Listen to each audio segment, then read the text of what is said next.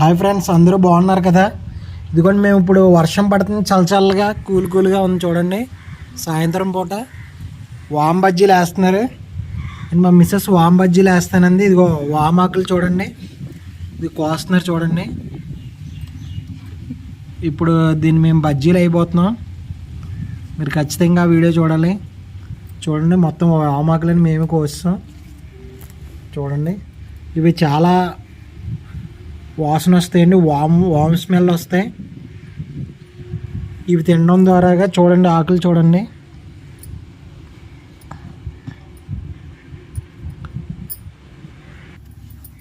చూడండి ఫ్రెండ్స్, ఇదిగోండి వామ్ బజ్జీలు వేస్తున్నాం. మనం ఎలాగైతే పచ్చిమిరకాయ బజ్జీ, ఉల్లి బజ్జీ, అరటికాయ బజ్జీ ఎలాగ వేసుకుంటామో అలాగే శనగపిండిలో వేసి చూడండి.